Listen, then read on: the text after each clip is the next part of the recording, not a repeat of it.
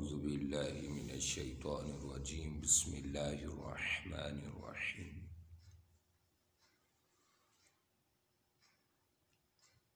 واللہ خلقکم ثم یتوفاکم صدق اللہ العظیم و صدق رسولہ النبی الکریم اللہم صلی علی سیدنا و مولانا محمد و علی سیدنا و اصحاب سیدنا و مولانا محمد و بارک وسلم و صلی علیہ۔ ایک اہم چیز آپ کے سامنے رکھنا چاہتا ہوں، کلمات کفر سے ہے، جن باتوں سے ہم کافر ہو جاتے ہیں ان باتوں کا ذکر کرنا چاہتا ہوں۔ بہت ساری ہیں، میں آج جس پر بات کرنا چاہتا ہوں صرف اس کی طرف آ جاتا ہوں۔ اگر کہیں کسی علاقہ میں، کسی گلی میں، محلہ میں، پنڈ میں، گاؤں میں، شہر میں مسلسل ڈیتھس ہونے لگ جاتی ہیں، مسلسل اموات ہونے لگتی ہیں، موتیں آنے لگتی ہیں، تو ہم طرح طرح کی باتیں کرتے ہیں کہ فرشتہ اس طرف چل پڑا ہے، فرشتے کو یہی پنڈ نظر آیا ہے، یہی گاؤں نظر آیا ہے، یہی شہر نظر آیا ہے، لگتا ہے فرشتہ آج یہیں رہے گا، کوئی 1 مہینہ یہاں رہے گا۔ تو اس طرح کی جو آپ خیالات اور تصور رکھتے ہیں اور یہ باتیں کرتے ہیں اور سمجھتے ہیں کہ شاید کوئی بات نہیں، یہ بہت بڑی بات ہوتی ہے۔ اس سے ہمیں 100% بچنے کا کہا گیا ہے۔ یہ کلمات کفر ہیں، بندے کو کافر بنا دیتے ہیں، اس سے بندہ کافر ہو جاتا ہے۔ لہٰذا ان چیزوں سے آپ بچیں، جتنا ہو سکے آپ اس سے بچیں، اس لیے کہ موت کا وقت رب نے مقرر فرما دیا ہے۔ اللہ رب العالمین نے موت کا وقت 100% مقرر کر دیا ہے۔ اللہ نے ارشاد فرمایا وما آتاکم الرسول فخذوہ، فرمایا جو رسول تمہیں تعلیم دیتے ہیں اسے لے لو، وما نہاکم عنہ فانتہوا، جس سے رسول روکتے ہیں اس سے رک جاؤ۔ لہٰذا آقا علیہ الصلوۃ والسلام نے بھی اپنی امت کو روکا ہے ان کلمات کفر سے، لہٰذا حضور کی تعلیم ہمارے لیے کافی ہے۔ اور جہاں تک رہا موت کا معاملہ، موت مقرر ہے۔ اللہ نے فرمایا الذی خلق الموت والحیات، فرمایا وہی ذات جس نے موت اور زندگی کو پیدا کیا ہے۔ موت ایتھینٹک ہے، پکی ہے، پختہ ہے، اس لیے رب نے پہلے ذکر فرمایا ہے الذی خلق الموت، اور دوسرے مقام پر اللہ نے فرمایا وَأَنفِقُوا مِمَّا رَزَقْنَاكُم مِّن قَبْلِ أَن يَأْتِيَ أَحَدَكُمُ الْمَوْتُ، کہ جب کسی بندے کو موت آتی ہے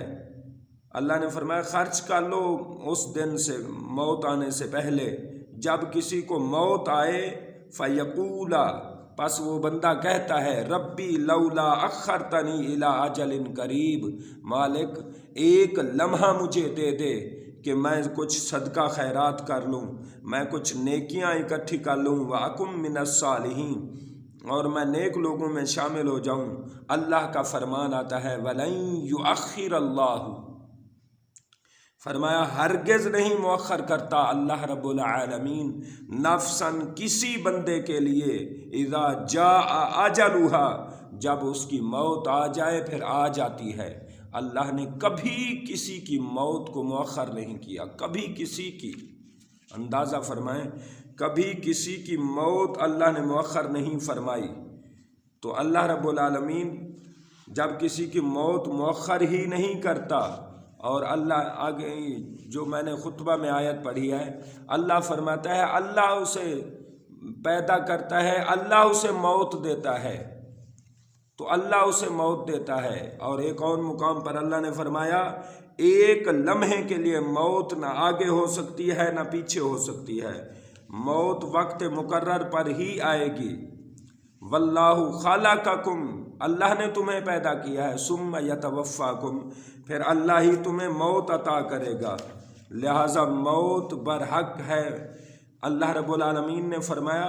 ما تسبق من امت اجلها وما یستاخرون، فرمایا سارے گروہ بہت زیادہ لوگ مجمع اکٹھا کر کے بھی آ جائیں، پہلے موت چاہیں پہلے نہیں آئے گی، بعد میں موت چاہیں بعد میں نہیں آئے گی، وقت مقرر ہے، قریٹ ٹائم ہے، جو رب نے ٹائم مقرر کیا ہے اسی ٹائم پر آئے گی۔ قل ان الموت الذی تفرون منہ فانہ ملاقیکم، اللہ نے فرمایا موت تمہارے پیچھے بھاگ رہی ہے، دوڑ رہی ہے، فانہ ملاقیکم، جب وقت مقرر آئے گا تمہیں پکڑ لے گی، موت تمہیں پا لے گی۔ ثم تردون الی عالم الغیب، پھر عالم غیب کی طرف تمہیں لوٹا دے گی۔ لہٰذا موت اتنی ایتھینٹک ہے، ما کان لنفس ان تموت الا باذن اللہ، فرمایا کسی جان کو کبھی ایسی موت نہیں آئی کہ اللہ کی اجازت کے بغیر آئے، ان تموت الا باذن اللہ، اور باذن اللہ موت آتی ہے کتابا مؤجلا، اور مقرر وقت پر آتی ہے۔ کبھی یہ تصور نہ کریں کہ موت اس کو کیسے موت آ گئی، نہیں، ان چیزوں سے بچنا ہوگا۔ احباب ذی وقار، یہ جو ہم کہتے ہیں فرشتہ ادھر چل پڑا ہے ادھر چل پڑا ہے، فرشتے نے کیا چلنا ہے، یہ رب العالمین کا فیصلہ ہوتا ہے، اور یہ فرشتے کی ایک طرف کی توہین کا ہم کرتے ہیں کہ اسرائیل لگدا ہے تھی ٹور پہ ہے۔ اسرائیل کو ایسے خشک الفاظ میں یاد کرنا اور میٹھی میٹھی گستاخی کرنا، یہ آپ کا تصور جو ادھر چل پڑا ہے فرشتہ، یہ گستاخ قرآن ہیں، آپ گستاخ نبی ہیں، گستاخ ملائکہ ہیں، گستاخ خدا ہیں تم۔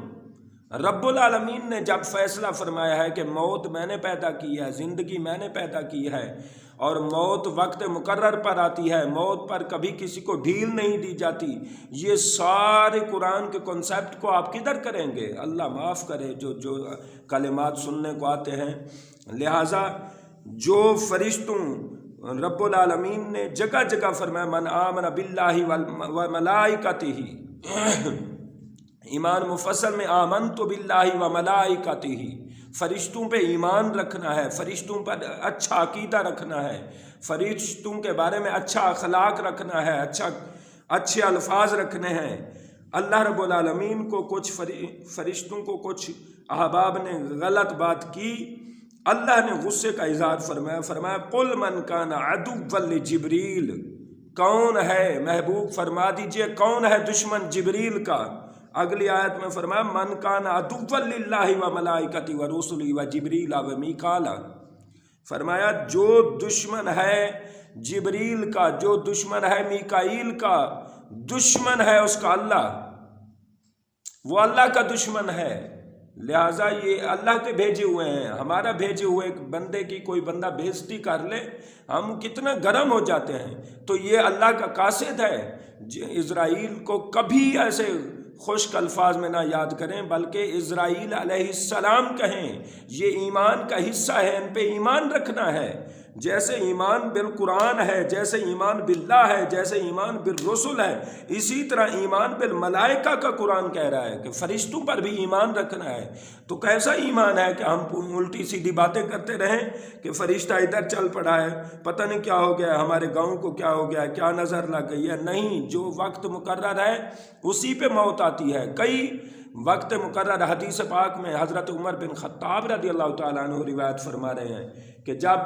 انسان کی پیدائش ہوتی ہے 40 دن ماں کے پیٹ میں خون کی صورت میں ہوتا ہے، پھر 40 دن کے بعد علقہ بن جاتا ہے، مدغہ بن جاتا ہے، نطفہ مدغہ بن جاتا ہے۔ جب 120 دن ماں کے پیٹ میں بچے کی پیدائش ہو رہی ہوتی ہے، اسی دوران 120 دن کے بعد فرشتے کو اللہ اتارتا ہے، وہ فرشتہ ماں کے پیٹ میں اس کی زندگی بھی لکھ دیتا ہے، اس کی موت بھی لکھ دیتا ہے۔ تو یہ موت کے فیصلے تو ماں کے پیٹ سے ہو جاتے ہیں، پھر رزق بھی لکھ دیتا ہے، پھر جنتی اور جہنمی کا بھی لکھ دیتا ہے۔ یہ ساری چیزیں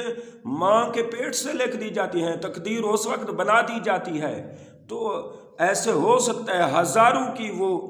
ڈیٹ آپس میں آ کے اکٹھے مل جائے اور سب کی ڈیتھ ہو جائے، جیسے جہاز میں آپ دیکھتے ہیں، بس میں دیکھتے ہیں، کہیں جگہ پہ ایکسیڈنٹ ہو جاتا ہے، بم دھماکہ ہو جاتا ہے تو سینکڑوں بندے وہاں ڈیتھ ہو جاتی ہے، تو ان کی وقت مقرر آ چکا ہوتا ہے، ان سب کو رب اکٹھے کر دیتا ہے۔ تو رب کا کام ہے جب جس کو جتنے وقت کے لیے مقرر کیا ہے اس کو موت دے دے۔ اللہ موت کو نہیں ٹال سکتا، لہٰذا جہاں کہیں موت آ رہی ہے ہمیں کہا گیا ہے کہ آپ طرح طرح کی مذاقیں نہ کریں، الٹے بازی نہ کہیں، الٹے کلمات نہ کہیں، کلمات کفر اپنی زبان سے نہ بکیں۔ اسلام نے یہ نہیں کہا کہ آپ جیسے جہاں مرضی پھرتے رہیں، اسلام کی کچھ قیود ہیں، اسلام کی کچھ شرائط ہیں، ضوابط ہیں، قواعد ہیں، اسلام کی پابندیاں ہیں۔ ایسے نہیں کہ آپ جہاں مرضی پھرتے رہیں، جانوروں کی طرح آپ جہاں جدھر چل پڑیں منہ اٹھا کے، نہیں، آپ کو قرآن کے تابع ہونا ہوگا۔ اگر اسلام ہے آپ کے پاس، اگر آپ مسلمان اپنے آپ کو ڈکلیئر کرتے ہیں، مسلمان کا کلیم کرتے ہیں، تو آپ کو اسلام کے قواعد و ضوابط پر عمل کرنا ہوگا، وگرنہ آپ کس چیز کے مسلمان ہیں؟ موت کے وقت جو آقا علیہ الصلوۃ والسلام نے ہمیں نسخہ دیا ہے وہ یہ کہا ہے کہ انا للہ و انا الیہ راجعون، یعنی موت کے وقت اپنی موت یاد کریں کہ بے شک ہم اللہ کے لیے ہیں، ہم نے بھی جانا ہے، یعنی اپنی موت کو یاد کریں اور اللہ کے سپرد کریں اپنے آپ کو، اپنی طاقت کو، اپنی ہر چیز کو اللہ کے سپرد کریں کہ جیسے وہ چلا گیا ہم بھی چلے جائیں گے، ہم بھی اللہ کے لیے ہیں۔ انا للہ و انا الیہ راجعون، بے شک ہم اللہ کے لیے ہیں اور ہم نے بے شک اس کی طرف لوٹ کر جانا ہے۔ یہ نسخہ حضور نے تو موت کی تیاری کا یہ نسخہ دیا ہے، انا للہ پڑھنے کا حکم دیا ہے۔ ہم الٹی سیدھی باتیں کریں، ان کلمات سے بچو، یہ قرآن کے کانسیپٹ کے خلاف ہے۔ قرآن کے کانسیپٹ کے خلاف جو چیز ہوتی ہے، جو کلمات ہوتے ہیں وہ کفر ہوتے ہیں۔ قرآن ایتھینٹک بک ہے، قرآن از ہولی قرآن از ٹیکسٹ بک، ہولی قرآن ہمارا اعلیٰ معیار کی کتاب ہے، اس سے اوپر کوئی کتاب نہیں۔ تو اس میں جب یہ واضح آیا ہے موت کے بارے میں، واضح کھول کر رب نے، میں نے کتنی آیات بینات پڑھ دی ہیں، اس کے علاوہ بھی آیات بینات ہیں، لہٰذا کبھی ایسی سوچ نہ سوچیں کہ موت کو کیا ہو گیا، نہیں، فرشتوں کو کیا ہو گیا، فرشتے قاصد ہیں، جو اللہ کا حکم ہوتا ہے وہی ہوتا ہے۔ لہٰذا یہ طرح کی الفاظ سے اپنے آپ کو کنٹرول اور دائرے میں رکھیں، اور خواہ مخواہ اپنے آپ کو کافر بنائیں، اور خواہ مخواہ اپنے نظریات خراب کریں اور اپنا عقیدہ خراب کریں، ایمان خراب کریں۔ میری دلی ہمدردی کے ساتھ آپ کی بارگاہ میں اپیل ہے، ان کلمات سے ہمیشہ زبان کو پاک رکھیں، زبان کو